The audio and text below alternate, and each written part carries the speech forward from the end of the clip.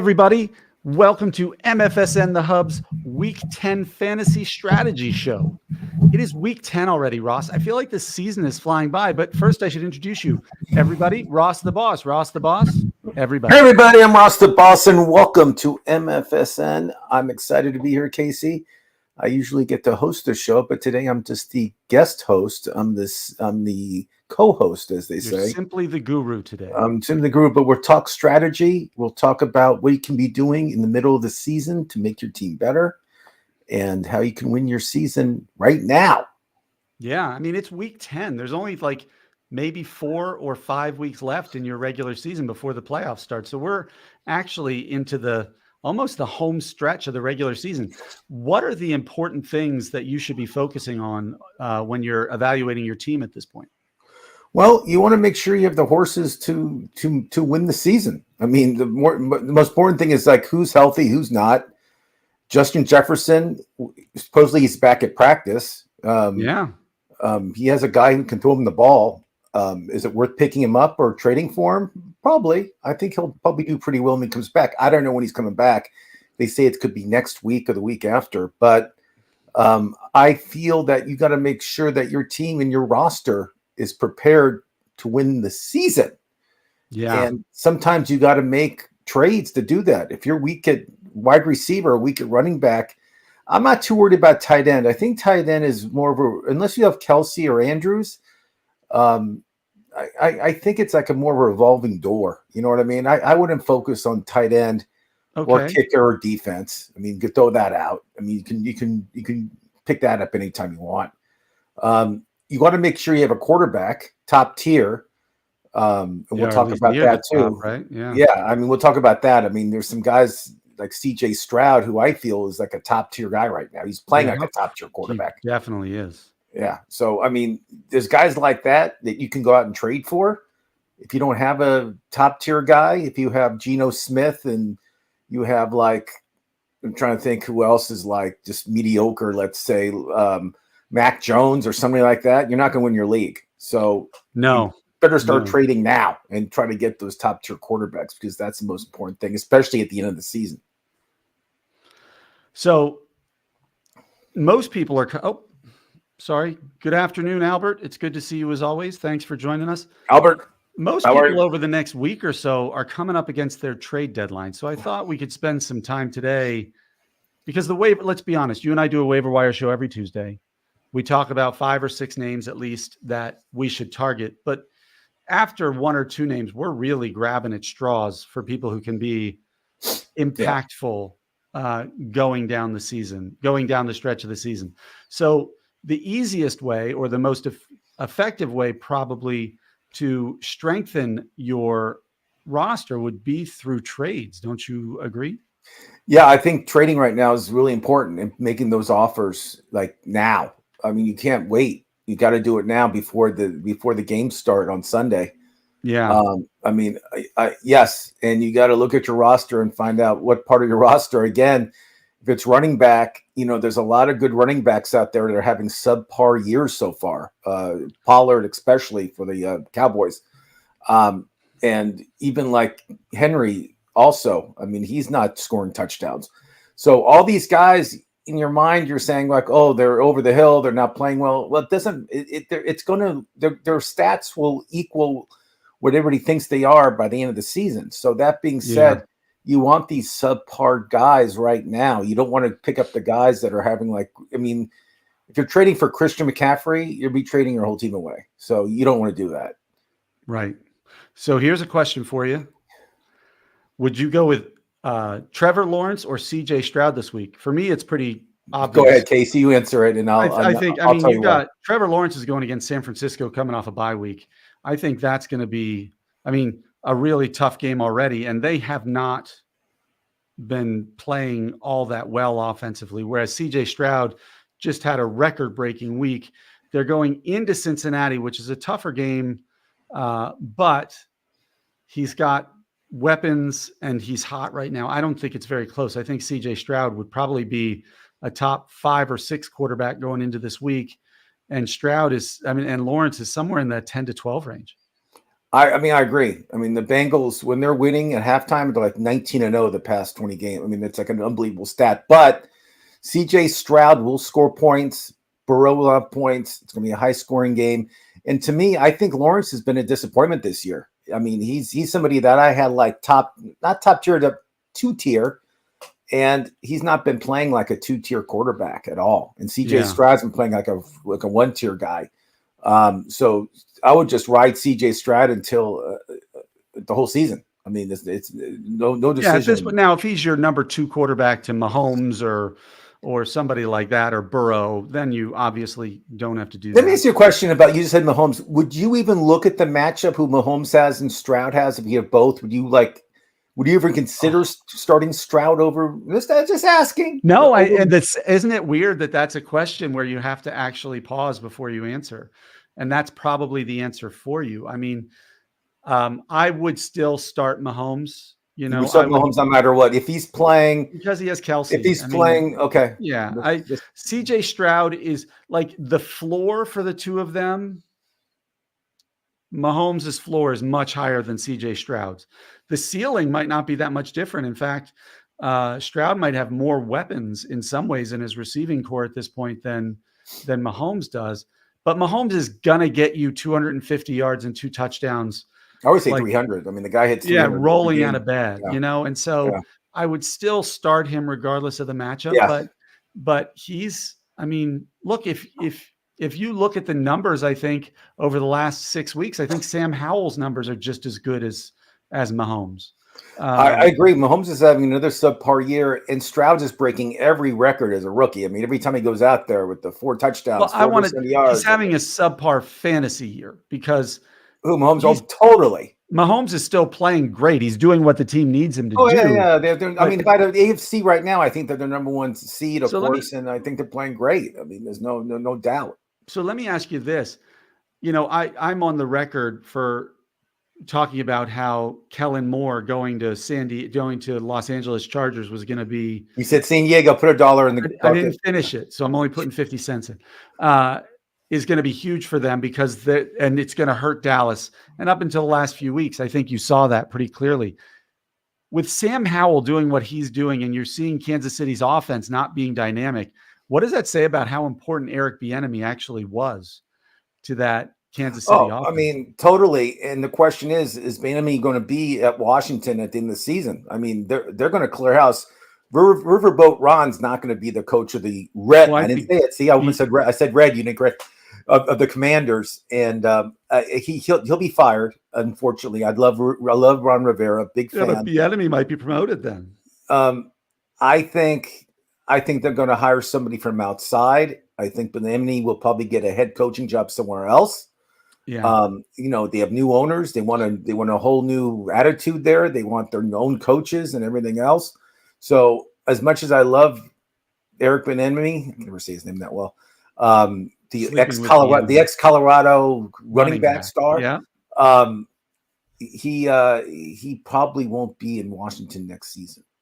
Oh, well, but he's proven like his chops now because he's been given play calling duty. I mean, right. I think his title's like assistant head coach. Is that what it is? Yeah. Bryce Ridley, how you doing, bud? Howdy, fellas. Start 3. Devontae Adams, Brandon Ayuk, Adam Thielen, Amari Cooper, Christian Kirk, and Deontay Johnson. Wow. Go ahead, Case. I mean, you know what? It's sad. I got to say it before you even say anything. Is like Devontae Adams. I wouldn't start. I mean, of those, I just can't start him with O'Donnell as your quarterback. With he's very upset of his volume right now, and I don't think he's been trying with pass routes. And I think he gave up. I mean, he's so frustrated. I feel bad. And they're going against the Jets, so he's going to see Sauce Gardner. I love that name. Too. I wish I named my son Sauce. I know. How awesome is that? There's just a couple names that are perfect. You know, thank you. I agree. What a great name, Sauce. Sauce works. Love it. So I would probably not start Adams. Is Ayuk healthy? Because he missed. He had a bye week. He's healthy. Yes. So I'm starting Ayuk. And what school did he go to? I forgot. University of Arizona. Oh, Arizona State. But keep going. Ayuk. If it were me, Ayuk, Thielen, and Deontay Johnson are my 3. I would go with Kirk instead of Deontay, just because Deontay does not catch touchdowns and Kirk loves that slot position, and San Francisco gives up a lot in the passing department. So that's how I start Christian Kirk this week. That's Okay. me. I like uh, Pittsburgh's matchup against Green Bay. Green Bay just traded away their 2 starting cornerbacks at the trade deadline. So he's going against 7th round picks. I I just know. think It's just he never catches. It's just like the guy. So I feel bad for him. He never catches so touch. for me, we both agree that it's Ayuk and Thielen. Yep, He's saying Christian Kirk. I'm saying that's Deontay fine. Johnson. But yeah, we'll But see what you happens. can't argue either of them. So, And I do like Amari too, but not as much as Kirk. But keep going. okay. So we were talking trades. What are your general rules when it comes to how to identify a trade partner, how to identify the place in your roster where you're kind of deal from? First of all, you want to get in the head of the guy that has the player you want. So they're down on certain players. They're down on like let's say Devontae Adams. I mean, let's say I looked at Las Vegas' schedule and I think Las Vegas has some games where they're going to score a lot of points and Devontae will get the ball. I don't think that in real life, but it's just for the purpose of the conversation. I will offer the person low ball, as we call it, something that doesn't make sense, something that's, there's no way the person will accept it, but that's okay. Your first time out, you don't want to offer that person the best deal possible quite yet. You want to offer and just see where he's at, and then he'll turn it down. He might do a comment and say F you or something negative like that. I don't know who the person is, but I've seen people get aggressive. But if not, you can write back and say, hey, so what do you want for this certain person? Right. And then it's then their court, and they'll look at your roster and they'll shoot you back some names. And maybe one of those names is like somebody that you want to get rid of ASAP, and it makes sense. So you got to start a communication. You got to start communication. You just can't do it without even like out of the box. I mean, you have to get the ball rolling, and you got to focus on the person you want.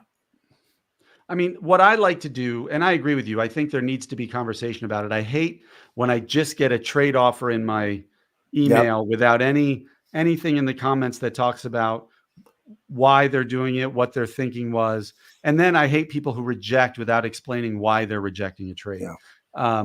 But one of the things I like to do first is look at my roster and see where my strengths are. So if I am 5 deep at wide receiver, but I'm hurting like crazy at running back, then I'm going to see like where I can get the most value from a trade partner. And I'll look and see who's heavy at running back that they might be able to trade one of their lower guys, or, or you shoot the moon. For example, if I'm deep at running back and I stink at wide receiver right now, let's say I have Christian McCaffrey, but I also have, pick Jonathan Taylor, who's doing well right now, and Jahmyr Gibbs or Montgomery or somebody else who's strong.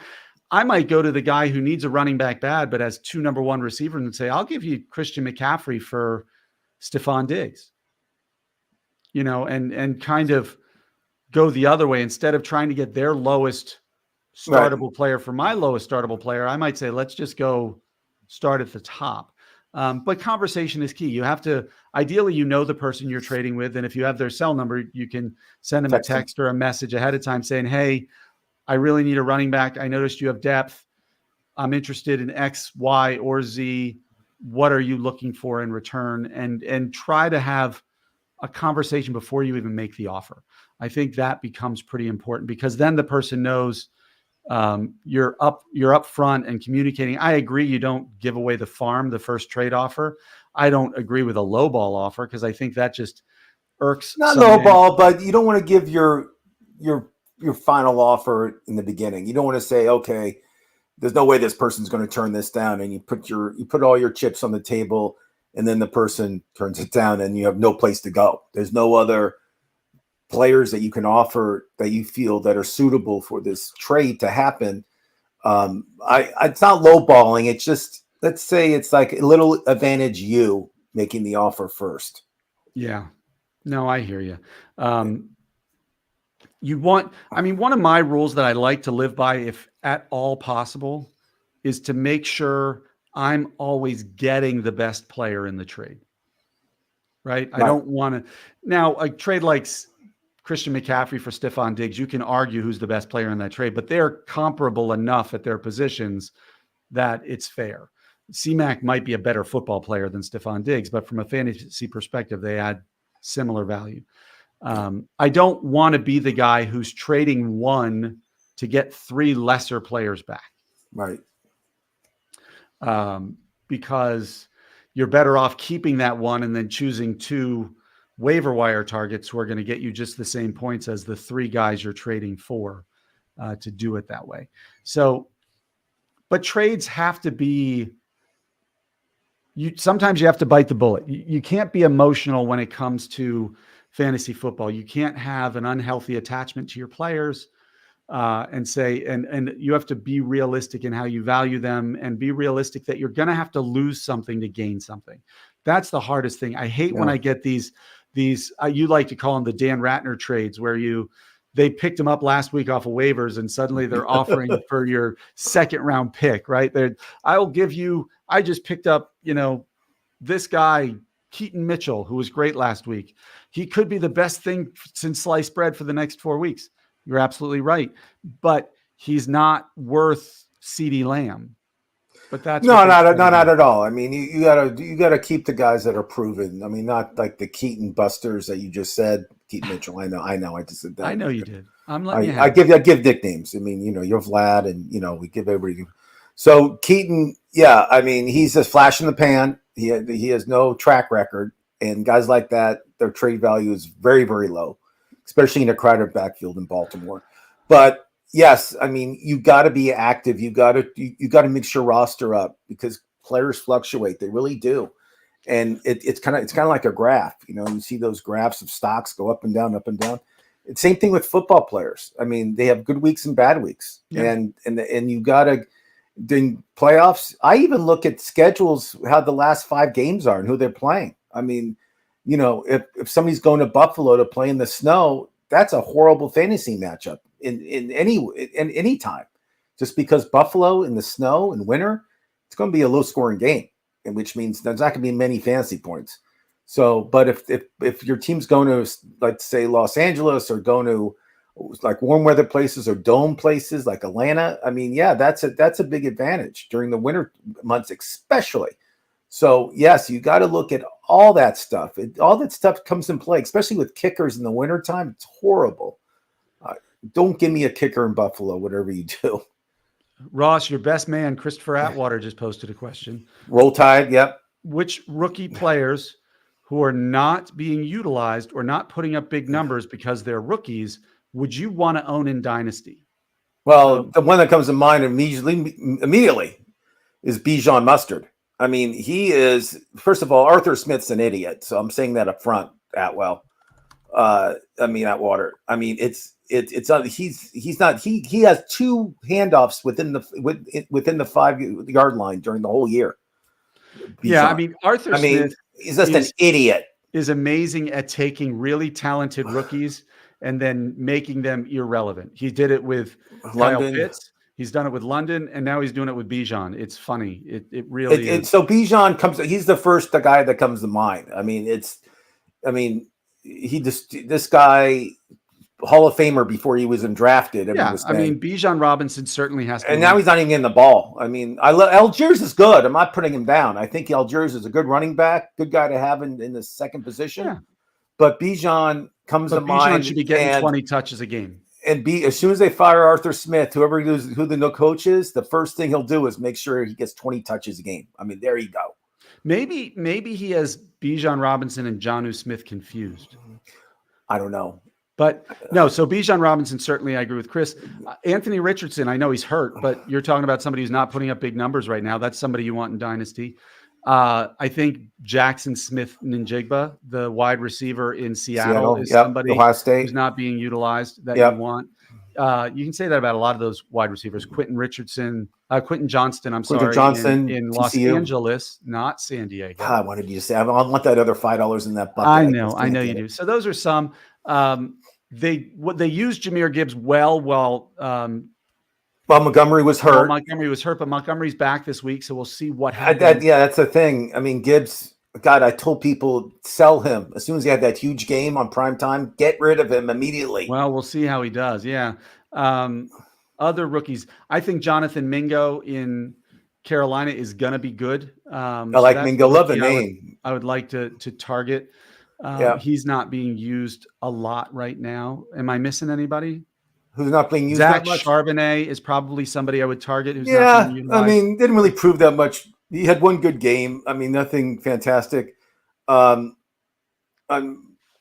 like a few rookies here and there, but no one like just spouts out to me like, oh, I got to have this guy in Dynasty. There's nobody that great that's not performing where they should be. I mean, CJ Stroud, I think, is the biggest surprise for any rookies. I mean, he's the odds-on favorite to win Rookie of the Year. Yeah, I think I think it would be a major upset if he didn't at this point. No, he's odds-on. I mean, who else to give it to? I mean, beginning of the year was Bijan Robinson, and it was Bryce Young. Anthony Richardson, if he had stayed healthy, would probably. Yeah, Anthony Richardson. I just thought big guy, unbelievable body, but the problem with him is he thinks he's still in college and he's taking these hits. And guys that are 190 pounds hit a lot harder in the NFL than they do in college. I think if Achane stayed healthy, he could have challenged. Is he back this week? That's the rumor. That's the rumor. That's the rumor. I'm spreading around town. Khalil Herbert's back in Chicago. And you know who else is like, I mean, he started out with 4 touchdowns, and I talked about it in my short this week on our MFSN.com, which you can go to, is Will Levis. I mean, this guy, first of all, he's built like an Ordonis. I mean, I don't know if you see what this guy's built like, but he's built like a bodybuilder. I mean, he's bigger than Dan Ratner. This guy. That's saying something. He's got Dan Ratner. Rocket for an arm. And when we look back at the draft for this draft that just happened, they're going to say the steal of the draft is going to be Will Levis, and I agree. He came out in the second round, and people are going to be like banging their heads, like, why didn't we take this guy earlier? Because I don't know, because he went to University of Kentucky, and Kentucky was just average. I get it. Couldn't even crack the starting lineup at Penn State. No. That's why he went to Kentucky. Yeah, and Kentucky plays Alabama this weekend, and I think Kentucky can upset him. How about that? Wow, Atwater. Roschon Johnson might be another rookie in Dynasty who I would look at, who I think could have the inside track to be the long-term solution at running back in Chicago. He's so frustrated in Chicago. He's not getting any handoffs. I mean, he's just sitting there not being utilized, just like he did when he played for the University of Texas. I mean, it's the same thing. I felt bad for this kid. Yeah. Levis definitely is not spooked by the rise in competition. No, he's not. He kind of has that almost Brett Favre mentality. He is a gunslinger. Yeah. I mean, this guy.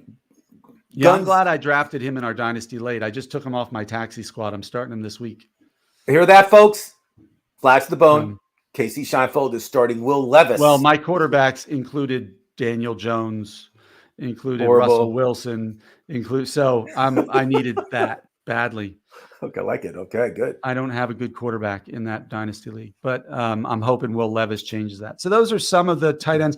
Michael Mayer, I still like in Las Vegas, is another rookie. I like him, but I don't even like Josh Jacobs anymore. I used to love him beginning of the season. Vegas, to me, it's just they don't have any offense. I mean, it's just they win games because their defense plays well, but their offense just can't get rolling. Oh, you mentioned Bama. That gets Chris Atwater's fingers moving. Here we go. Not a national championship team. He says he might be right about a Kentucky upset. I don't know. I think they're going to smoke Kentucky. I think it'll be interesting. Well, give me the 10 points. I'll take Kentucky. How about that? All right. I'll give it to you. I think Bama days are numbered. The best game this weekend is Penn State, Michigan. Michigan hasn't played any. Their toughest game, Michigan, we're talking college, but a little bit. They played Rutgers. That's their toughest game of the year, Michigan. And it's at State College, so it'll be at State, and Michigan has all that horrible investigation stuff going down. Bad mojo going right now. Yeah, a lot of stuff. But it'll be. But to talk about trades real quick. I mean, yes, folks. Make your offers, put them out there. Don't be shy. Yeah, let us know what you've been offered or what you're thinking of offering. We'll give you our honest feedback. I mean, It can't hurt to bounce it off. And somebody off bounce your the tight ideas off. end, unless it's Kelsey or maybe Andrews, it's like a throw-in. It doesn't matter. Don't think. Well, right now, Colt Kmet is like insane. His numbers the last 6 weeks, he's had over 15 points. The tight end from Detroit, the rookie from Sam Laporta. Laporta. So Dalton Schultz. I mean, Dalton Schultz. It's not bad to have a piece know. of the Houston Texans offense right now. That's so funny you say that. I mean, everybody predicted Houston to be in last place. Oh yeah, they thought they weren't sure. 4-4. They're playing great football in Houston. Their offense looks great. I'm happy. The defense is suspect. But hey, Chris, speaking of Alabama, D'Amico Ryans is the head coach. Isn't he an Alabama guy? I'm pretty sure. Of course he is. You know the answer to that question. Come on. So he's excelling there for you. So go. Yeah, good hire by Houston. Congratulations on that. I mean, now they don't have a first-round pick next year. Yeah.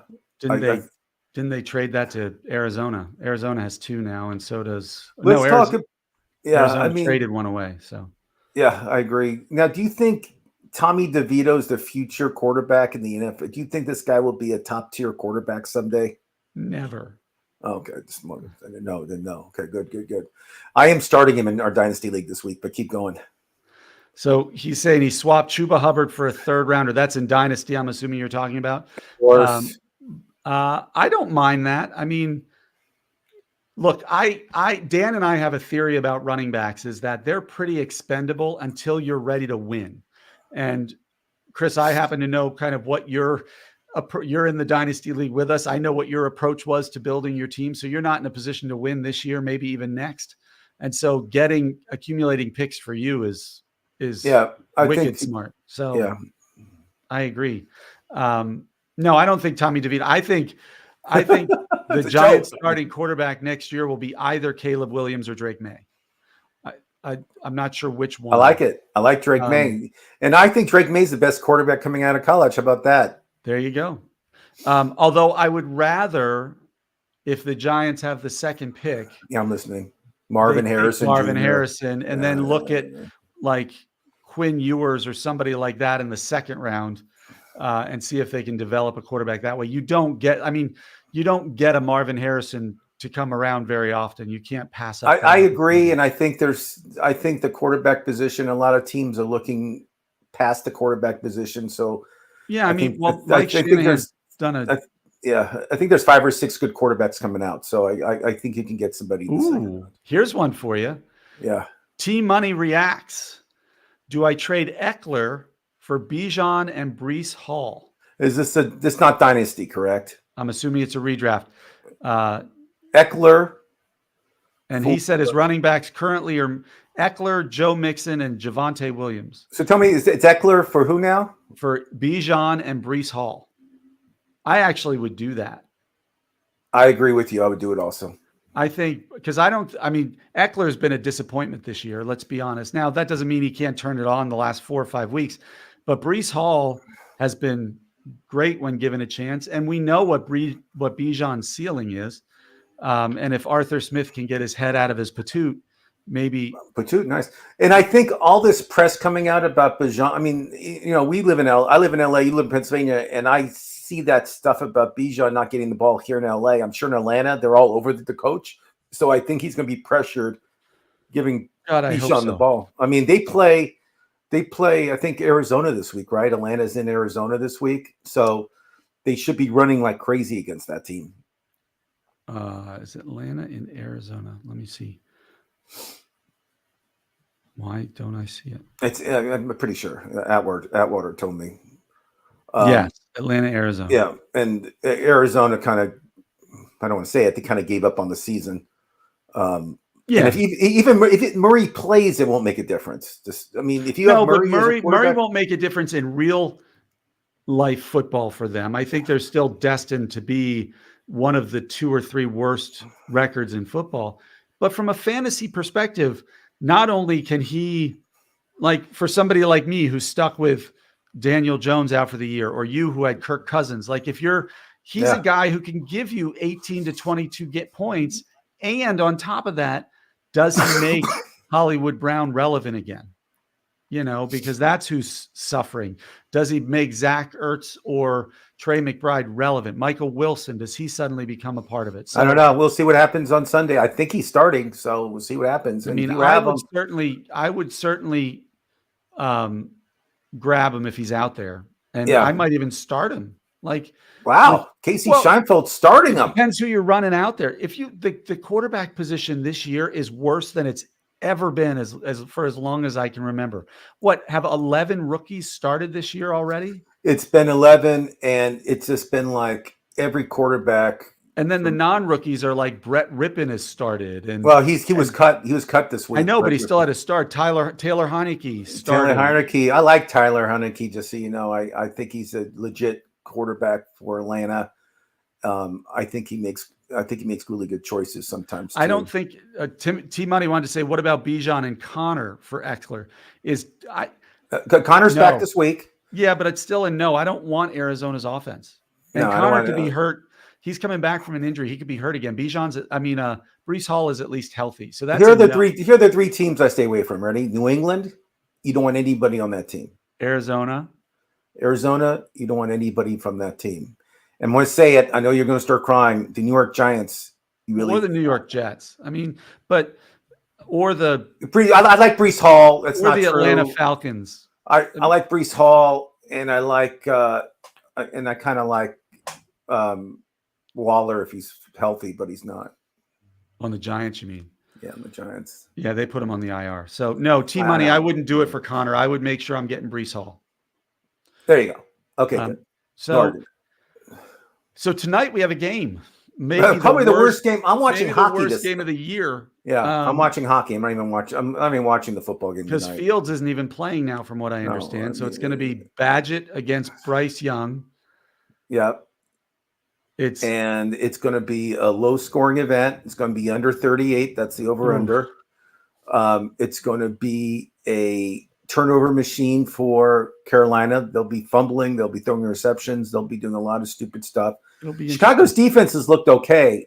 The past few surprisingly, games. Not bad. And Bryce Young is terrible against a zone defense. So if they play a zone, he's going to look awful. I think Mooney's going to have the game. Chris Atwater calls it the battle of suck. I think that's fair. Yeah, and it's so happy it's on Prime too. I mean, I just think their coverage and everything is horrible. Well, wasn't last year Al Michaels like halfway through the season was threatening to retire because all the games were bad? This one is going to be just as awful. Is Al Michaels does the Thursday night game, right? Right, Al Michaels. I will watch the beginning just to see what else says about it because it's gonna be great. I mean, how much is there even any like storyline? No one cares. There's no. The storyline is Here's what the storyline is going to be, and I read this today. The Bears have a better chance of getting the number 1 overall pick if they win this game. Really? Yes, because they have Carolina's number 1 pick. Oh, right. And so by winning, Carolina still is 1-8, the same as Arizona, and has a better chance of battling them for it. If the Bears lose this game, both they and Carolina have 2 wins, and suddenly their chances go down like 15%. So if you're the Bears, get the first and second pick, tell me who you're taking. Go. Who am I taking, or who are they taking? Who are they taking? Go. They're taking Caleb Williams and Marvin Harrison. Okay, good. I'm not going to disagree. I think, but I wouldn't do that. And Marvin Harrison. I like Drake May. I like Bo Nix. I'm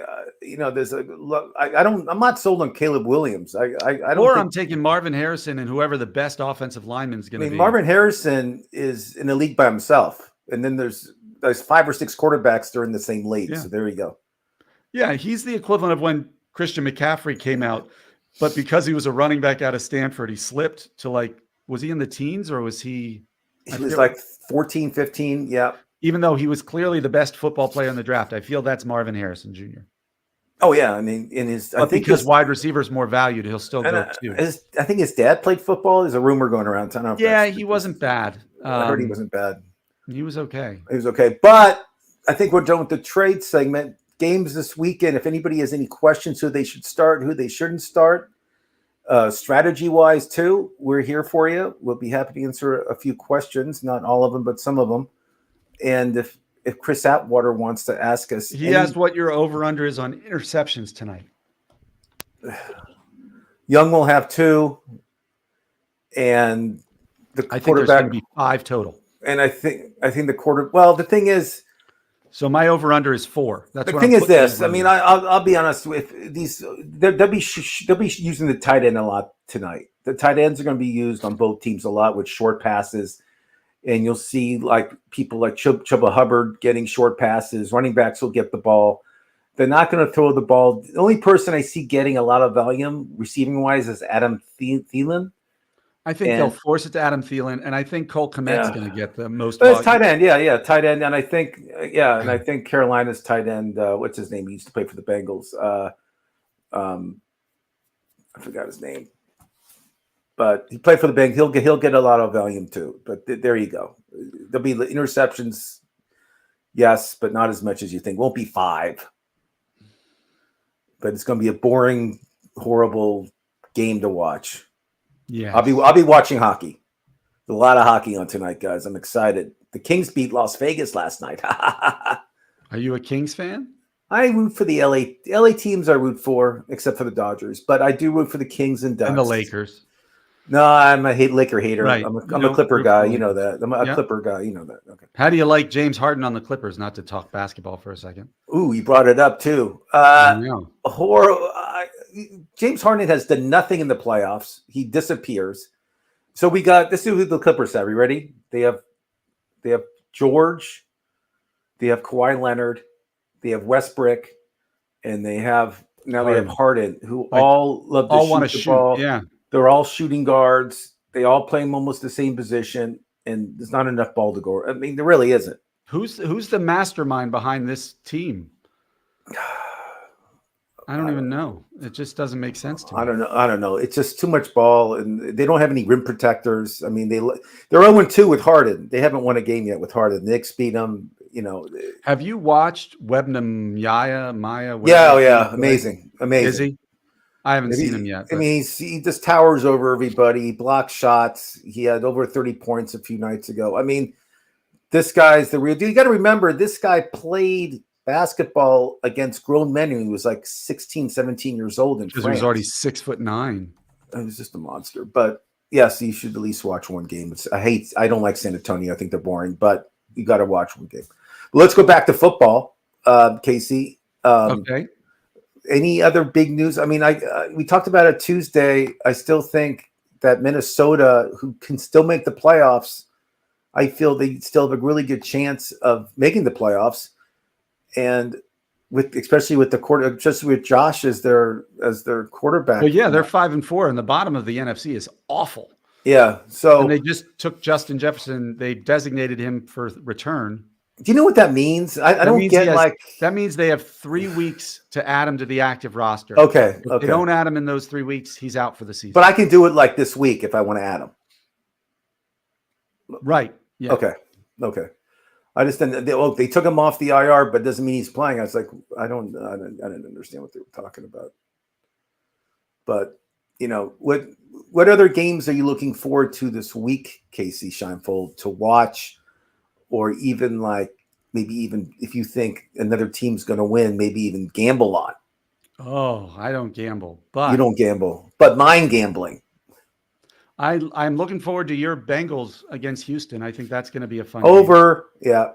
I want to see CJ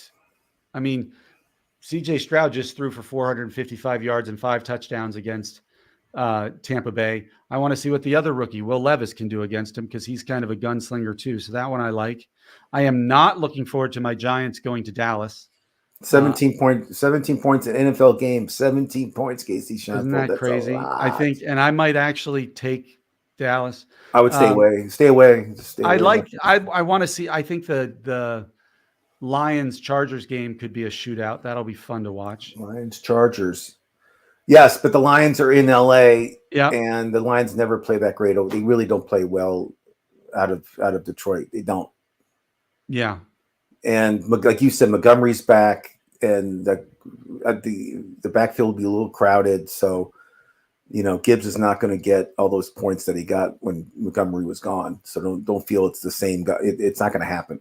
Do you have an upset pick of the week? I feel I feel an upset could happen with. If I had to pick one team, let me look at the schedule real quick. I did like a few upsets this week, and I wanted to. There are some awful games this week, though. You got Arizona, Atlanta. You got New England, Indianapolis. You got the Jets and the Raiders. That New England game is in Germany also, which I won't be waking up for. Worse, yeah. The only.